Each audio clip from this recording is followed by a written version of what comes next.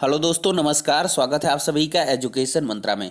दोस्तों, बात करेंगे 69,000 शिक्षक भर्ती अपडेट्स के साथ अन्य शिक्षक भर्तियों से संबंधित तथा अन्य विभागों में किस प्रकार से 5,846 पदों पर भर्ती होनी है, इस बिंदु पर भी चर्चा होगी। और इसके साथ ही साथ बीएड प्रवेश परीक्षा, बीईओ परीक्षा की तैयारियों पर भी चर्चा करेंगे। और कोरोना का कहर कितना तेज बढ़ रहा है, इस बिंदु पर भी चर्चा करेंगे। एमआरसी मामले में सचिव को एक बार फिर से अवमानना नोटिस जारी हुई है, इस पर भी चर्चा होगी। और जल्द ही मिल सकती है रिजर्व ऑर्डर आने की खुशखबरी और समय से मिलेगी चयनितों को नियुक्ति। तो हर एक अपडेट को यहां पर कवर करेंगे। तो सबसे पहले वीडियो को लाइक एंड शेयर कर दें और चैनल पर नए हैं तो सब्सक्राइब करके बेल आइकन को भी प्रेस कर दें, जिससे कि लेटेस्ट वीडियोस की नोटिफिकेशन आप सभी को मिलती रहे। तो चलिए दोस्तों, यहीं पर वीडियो सेशन को स्टार्ट करते हैं। और सबसे पहले हम बात करते हैं 5,846 पदों पर भर्ती किस प्रकार से, कहां, कैसे जो है गतिमान हो चुकी है। देख सकते हैं दोस्तों, 5,846 पदों पर होगी भर्ती।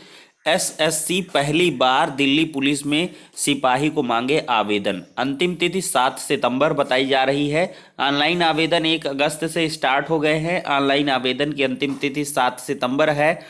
ऑफलाइन चालान जनरेट की अंतिम तिथि है 11 सितंबर। शुल्क चालान के जरिए जमा करने की अंतिम तिथि 14 सितंबर है। तो आप लोग ऑफिशियल वेबसाइट ssc.nic.in पर जाकर ऑनलाइन फॉर्म भर सकते हैं। इन पदों पर आवेदन की अंतिम तिथि 7 सितंबर 2020 है। कोरोना संकट के समय में सरकारी नौकरी की तलाश कर रहे बेरोजगारों के लिए कर्मचारी चयन आयोग एसएससी ने दिल्ली पुलिस में सिपाही के 5,846 पदों पर भर्ती की घोषणा की है। एसएससी की ओर से 12वीं पास छात्रों के लिए दिल्ली पुलिस में कांस्टेबल पद पर नियुक्तियां की जाएंगी। पदों की घोषणा के साथ आवेदन की शुरुआत हो गई है। अभ्यर्थी 1 अगस्त से 7 सितंबर तक ऑनलाइन आवेदन कर सकते हैं। तो आधिकारिक वेबसाइट पर विजिट कर सकते हैं। जो भी एलिजिबल रहेंगे, आयु सीमा 18 से 25 वर्ष के बीच होनी चाहिए। और इसके साथ ही साथ अभ्यर्थियों को जो आरक्षण संबंधी जो है आयु में जो छूट है वो भी मिलेगी। तो चलिए दोस्तों, अब अगली अपडेट की ओर बढ़ते हैं।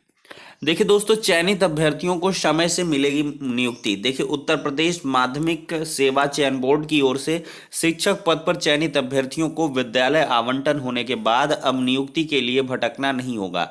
विद्यालयों की आवंटन सूची अब शासन और माध्यमिक शिक्षा निदेशक को भी भेजी जाएगी। इस पूरी प्रक्रिया पर शासन की निगरानी होगी। साथ ही नियुक्ति के दौरान अक्सर होने वाले विवादों को में भी कमी आएगी। इस बाबत अपर मुख्य सचिव आराधना शुक्ला की ओर से उत्तर प्रदेश माध्यमिक शिक्षा सेवा चयन बोर्ड के सचिव को पत्र जारी किया गया है।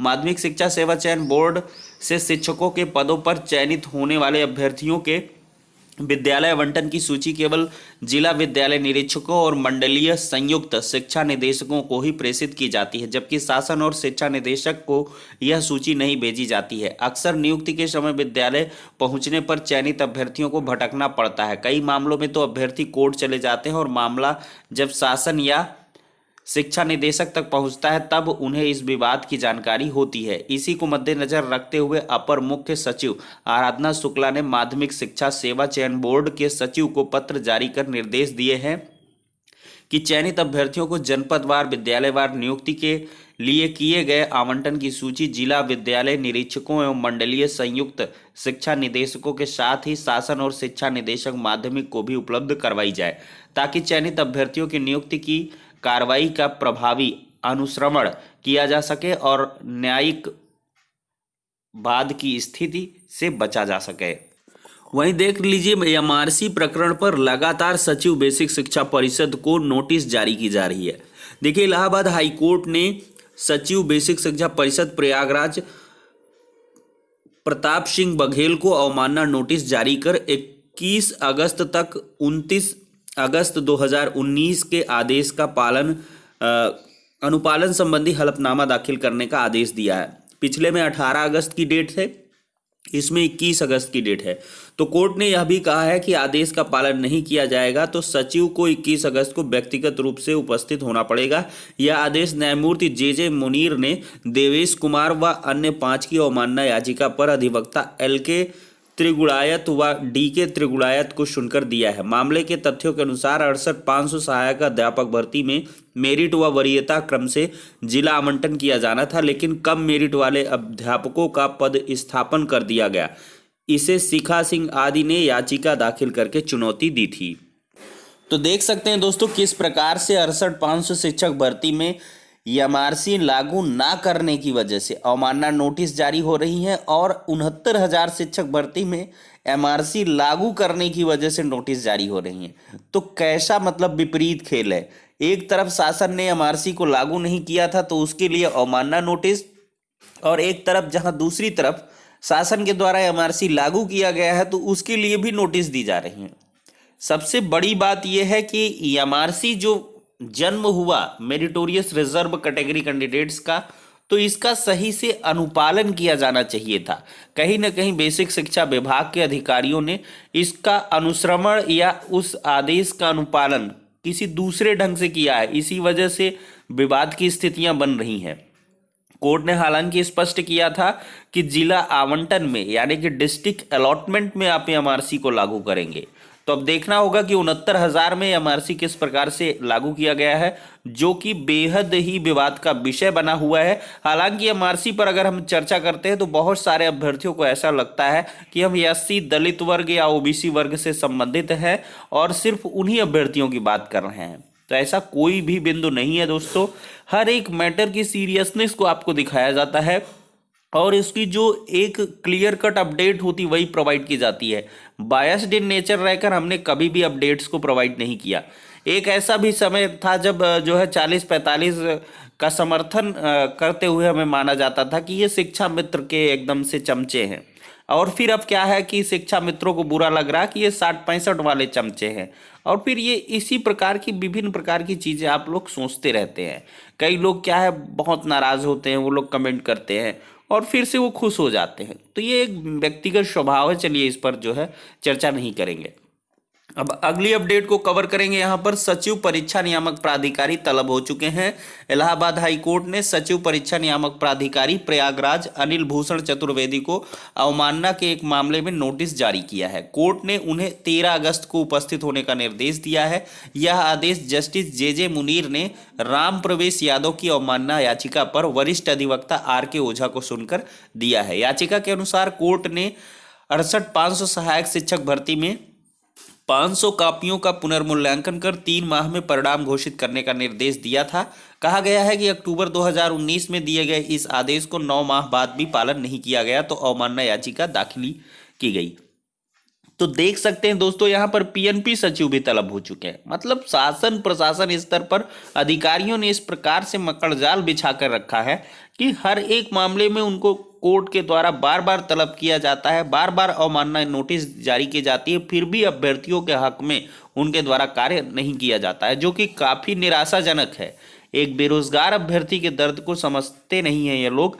और देखिए विभिन्न प्रकार की चीज़ें यहाँ पर की जा रही हैं। कोर्ट ने जब इंस्ट्रक्ट किया तो आप उस आदेश का अनुपालन कीजिए, समय से कीजिए, लेकिन पता नहीं क्या कुछ करते रहते हैं और बार बार अभ्यर्थियों को कोर्ट का चक्कर लगाना पड़ता है। 69,000 की भी दुर्दशा कुछ इन्हीं वजहों से हुई है, क्योंकि हमें आज भी वो तिथि मालूम है कि अगर क्वालिफाइंग मार्क्स को पहले डिसाइड कर दिया जाता, कोई भी विवाद का बिंदु न रहता, सारी की सारी याचिकाएं खारिज हो गई होती।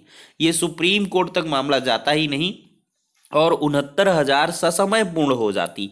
और ससमय न पूर्ण होने की वजह से कोर्ट के झमेले में पड़ते हुए विभिन्न प्रकार के विवादों ने जन्म लिया, जिसमें MRC घुस गया, फिर इसके बाद EWS आ गया, 20% महिला रिजर्वेशन आ गया, 4% स्पेशल रिजर्व कैटेगरी कैंडिडेट्स का रिजर्वेशन आ गया। विभिन्न प्रकार के मामले इसमें उपजते चले आ गए। CBI मैटर आ गया, पेपर रद्द का मैटर आ गया, रीकाउंसलिंग का आ गया, फिर इसके बाद आंसर की भी चला गया इसी में। तो विभिन्न प्रकार के इसमें मैटर चले गए। सिर्फ एक चीज़ कि क्वालिफाइंग मार्क्स को 60-65 को पहले डिसाइड नहीं किया गया था। तो चलिए ये कुछ चर्चाएं हो गई हैं। अब दोस्तों क्या है कि हम बात कर लेते हैं प्रमुख बिंदु पर कि ऑर्डर मिलने की जो खुशखबरी है वो बहुत ही जल्द है, क्योंकि अधिवक्ताओं से प्राप्त जानकारी के अनुसार ये चीज़ें निकल के आ रही हैं कि जो आपका ऑर्डर है वो बहुत जल्द आने वाला है। अब देखिए इसकी एग्जैक्ट डेट तो नहीं बताई जा सकती है, लेकिन कॉज लिस्ट के हिसाब से आप आकलन कर सकते हैं कि 6 अगस्त तक की कॉज लिस्ट आ चुकी है और उसमें मुकदमा मेंशन नहीं है। मतलब 7 तारीख की जो कॉज लिस्ट आएगी, अगर उसमें मेंशन हो जाता है तो बहुत अच्छी बात है। अदरवाइज फिर क्या होगा, ये 8-9 के बाद, ये 10 तारीख के बाद से जो हमने कहा मैक्सिमम जो पीक मूवमेंट होगा वो 10 से 15 के बीच का होगा। 10, 11, 12, 13, 14 इन 3-4 तिथियों में अवश्य ही आपका ऑर्डर आ जाएगा। इसकी पूरी की पूरी पॉसिबिलिटी, संभावना बन रही है। और जैसे ही ऑर्डर आएगा वैसे ही शासन के द्वारा इस पर काउंसलिंग प्रक्रिया करा के जल्द से जल्द पूर्ण किया जाएगा, क्योंकि शासन को मालूम है बखूबी कि इतने सारे विवाद है, कहीं ना कहीं किसी न किसी विवाद से कुछ न कुछ समस्याएं बन सकती हैं। तो इस वजह से इसको बहुत ही तीव्रतम ढंग से संपन्न किया जाएगा, क्योंकि 69,000 शिक्षक भर्ती मोस्ट एम्बिशियस मिशन है यूपी गवर्नमेंट का। सबसे महत्वाकांक्षी योजना कही जा सकती है। योजना क्या कह लें, भर्ती है ये 69,000 पदों पर भर्ती। लॉकडाउन में अगर इस भर्ती प्रक्रिया को एक प्रकार से पूरा करने का बीड़ा उठाया गया था, लेकिन आंसर की प्रकरण ने सारे के सारे जो मामले हैं उन पर जो है पानी फेर दिया था। तो कहीं ना कहीं अवश्य ही जैसे ही ऑर्डर आएगा वैसे ही भर्ती प्रक्रिया आपकी आगे बढ़ जाएगी। इसमें जो भी प्रकरण है देखिए दोस्तों, वो चलते रहेंगे, उन पर कोई इतनी दिक्कत वाली बात नहीं है, उनसे गवर्नमेंट अपनी निपटती रहेगी। लेकिन फिलहाल जो 69,000 का ऑर्डर है उसकी सबको प्रतीक्षा है और उसका जो समय है वो काफ़ी नज़दीक आ चुका है। जल्द ही आपको खुशखबरी देखने के लिए